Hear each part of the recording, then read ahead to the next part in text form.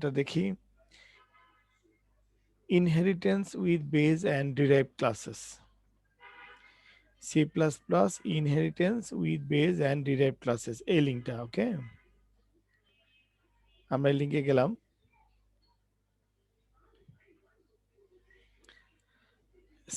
Same blog যেখান থেকে আমরা পড়ি আর কি আমাদের এখানে একটু কনসেপ্ট নেব বেশি থিওরি পড়ার কিছু না এখানে তো আমরা যদি এই কনসেপ্টের মধ্যে একটু প্রবেশ করার চেষ্টা করি তাহলে আমরা দেখতে পাবো inheritance allows us to define a class in terms of another class আমরা একটা অবজেক্ট ডিক্লেয়ার করতাম একটা ক্লাসের রেফারেন্সে এবং আমরা বলতাম যে class is nothing but a blueprint of an object কিংবা আমরা বলতাম যে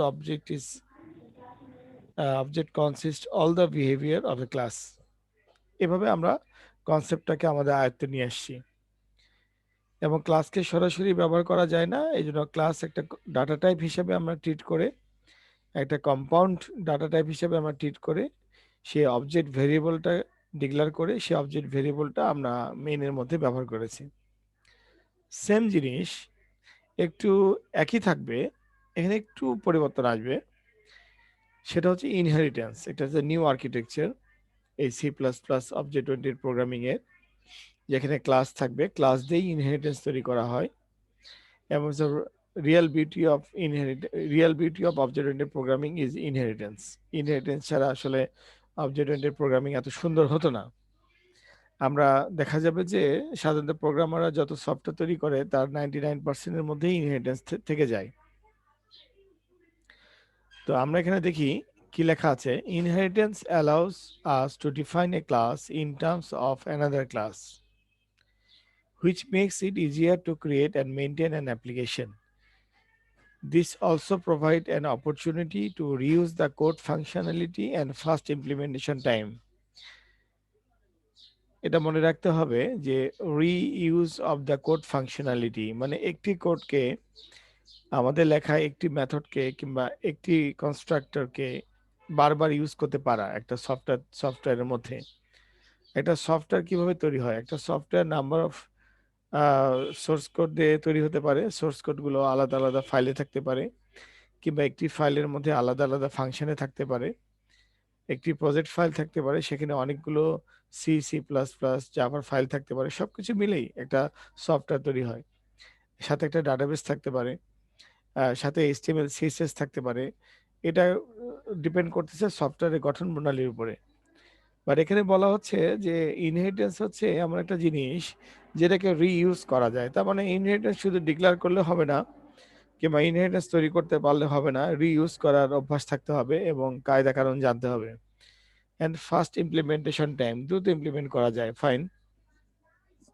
আমরা একটু তাহলে এই হালকা আইডিয়ার উপরে বোঝার চেষ্টা করি যে ইনহেরিটেন্সটা কি তবে প্রথম সেন্টেন্স থেকে আমরা অলরেডি বুঝে গেছি যে inheritance allows us to define a class in terms of another class একটি ক্লাসের সাপেক্ষে আমি আরেকটি ক্লাস ডিক্লেয়ার করব এটা করতে পারলে আমার ইনহেরিটেন্স হবে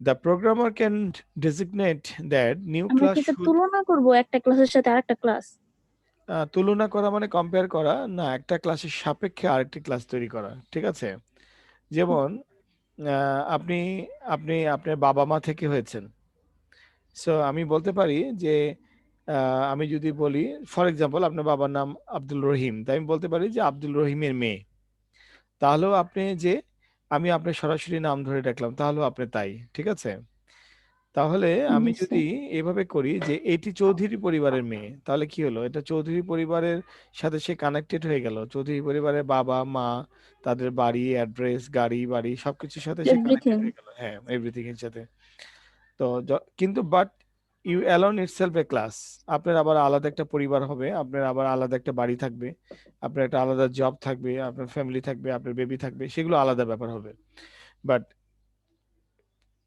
you itself a class but you have created from another class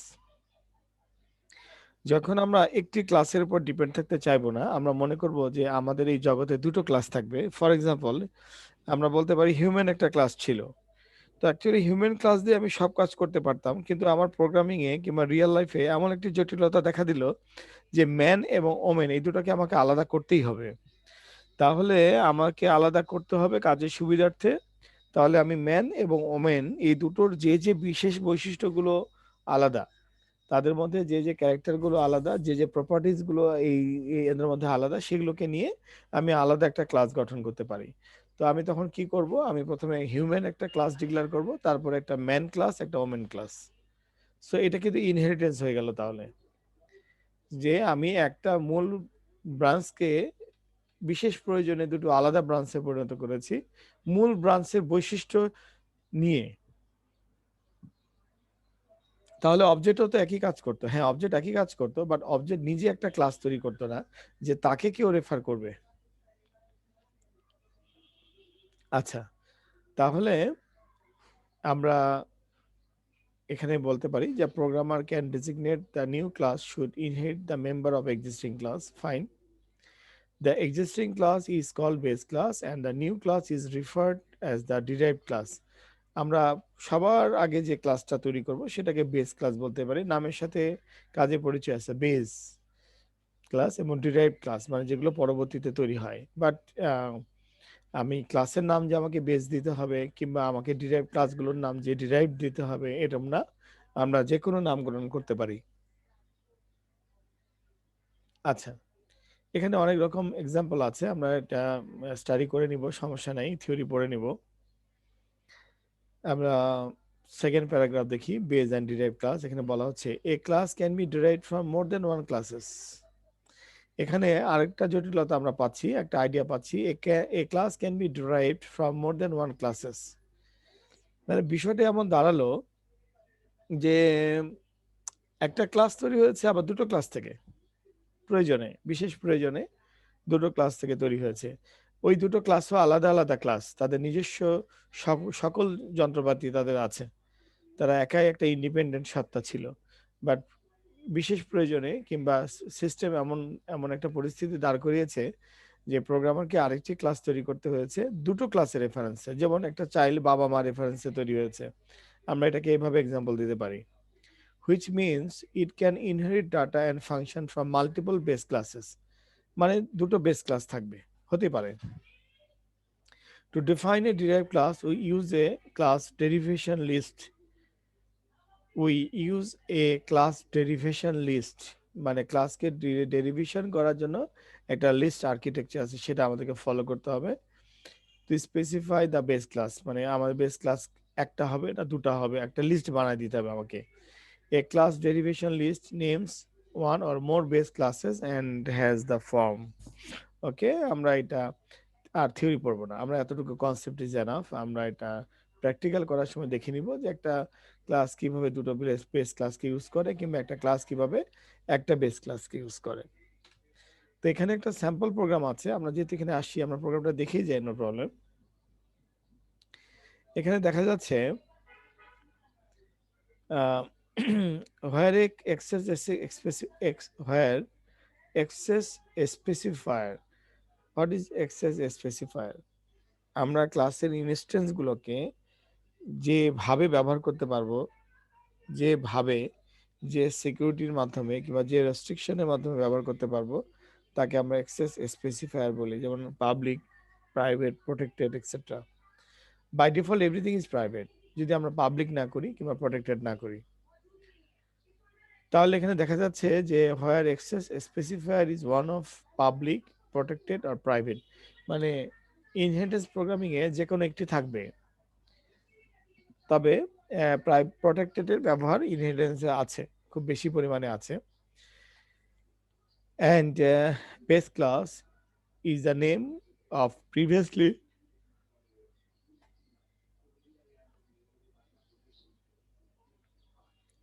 and base class is the name of previously defined class। Okay, previously যে ক্লাসগুলোকে আমরা ডিফাইন করবো সেগুলোকে বেস ক্লাস বলে।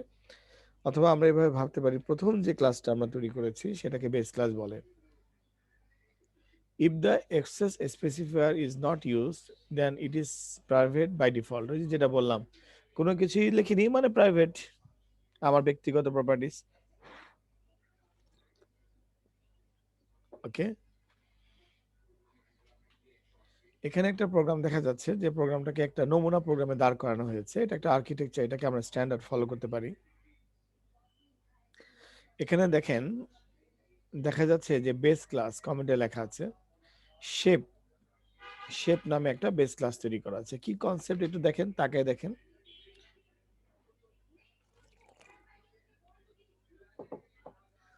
একটা বেস ক্লাস, এটা নাম দেওয়া হচ্ছে ক্লাস শেপ। তার মানে শেপ নামে একটা ক্লাস আছে। এর মধ্যে পাবলিক প্রপার্টিজ হিসেবে দেখা যাচ্ছে যে এখানে দুটি মেথড আছে। একটি মেথডের নাম হচ্ছে সেট উইথ, মানে সেটা উইথ সেট করতে পারে। আর একটা মেথডের নাম হচ্ছে সেট হাইট, সেটা হাইট সেট করতে পারে। এবং দুটো মেথডেরই দুটো প্যারামিটার আছে। আমরা জানি প্যারামিটার কি কাজে ব্যবহার করা হয়। ইউজার ডিফাইন্ড ফাংশন কিংবা মেথড কিংবা কনস্ট্রাক্টরে প্যারামিটার ব্যবহার করা হয় বাইরে থেকে মান নেবার জন্য। বাইরে থেকে কোথায় থেকে মান নেবার জন্য? যে তাকে কল করবে তার কাছ থেকে মান নেবার জন্য। ওকে, এবং এখানে দেখা যাচ্ছে পাবলিক সেকশনের পাশাপাশি একটি প্রোটেক্টেড সেকশন আছে। তো প্রোটেক্টেড সেকশন তাহলে আবার কি জিনিস? প্রোটেক্টেড সেকশন হচ্ছে এমন একটি সেকশন যেখানকার মান ক্লাসের বাইরে যায় কখনো পরিবর্তন হবে না। ক্লিয়ার? যেখানকার মান ক্লাসের বাইরে যেয়ে কোনো পরিবর্তন হবে না। যেমন আপনার বাবা মা একটা ক্লাস, আপনি যে পরিস্থিতিতে যান না কেন, আপনার বিয়ে হতে পারে, আপনার হাজবেন্ডের নাম আপনার নামের পাশে লাগতে পারে, আপনার জব হতে পারে, আপনার নামের আগে প্রফেসর, ডক্টর, ইঞ্জিনিয়ার লাগতে পারে, what ever it is, but your father's and mother's name will not be changed. এই জিনিসটা হচ্ছে প্রোটেক্টেড। সাধারণত দেখা গেল প্রোগ্রামিং এ কিছু কিছু জিনিস থাকে একেবারে প্রাইভেট। যেমন আপনি ফেসবুকের পাসওয়ার্ড, আপনি ফেসবুকের ইউজার নেম, আপনি যতই ফেসবুক চালান, যতই লগ ইন করেন, যতই পেজে পোস্ট দেন, শেয়ার করেন, what ever it is, Facebook company কিন্তু আপনার পাসওয়ার্ড চেঞ্জ করে না নিজে থেকে, যদি আপনি চেঞ্জ না করেন। তো কিছু কিছু জিনিস থাকে প্রোগ্রামিং এ, যে প্রোগ্রামে যে মেথডগুলোকে, যে ভেরিয়েবলগুলোকে প্রোটেক্টেড করতে হয়, যাতে করে প্রোগ্রাম চলাকালীন অবস্থায় কিংবা প্রোগ্রামের অন্য কোনো ব্রাঞ্চের কিংবা মডিউলের সহযোগিতায় সে মানটা পরিবর্তন না হয়ে যায়। ওকে,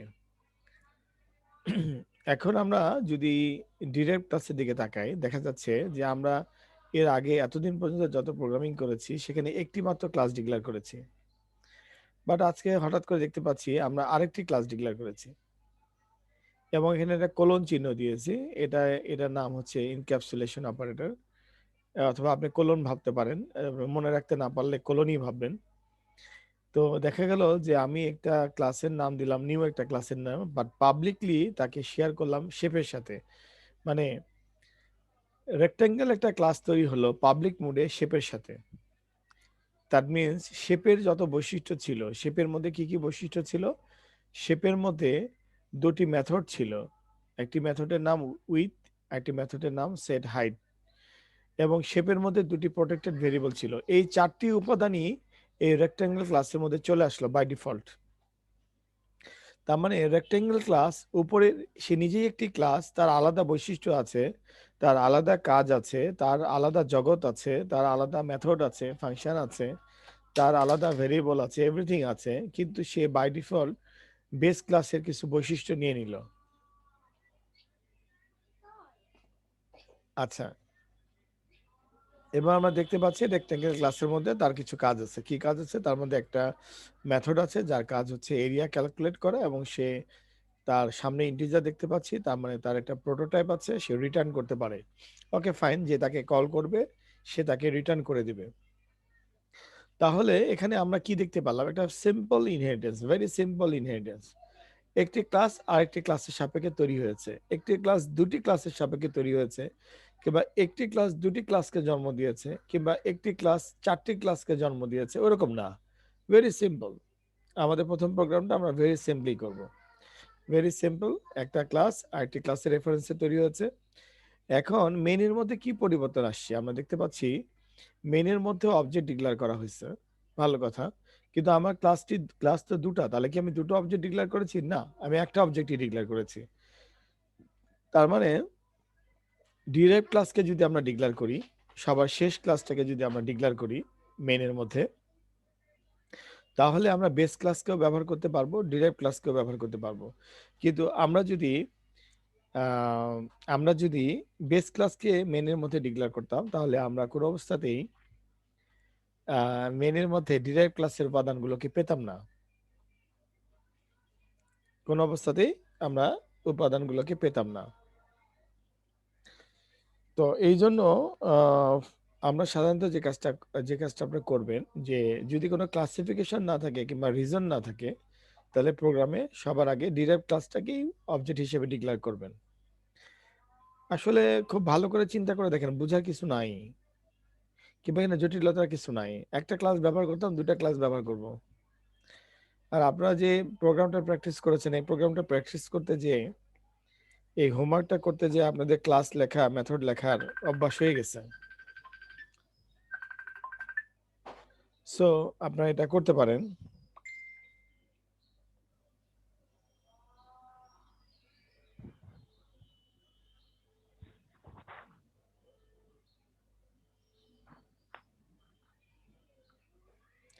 সো আপনারা এটা করতে পারেন।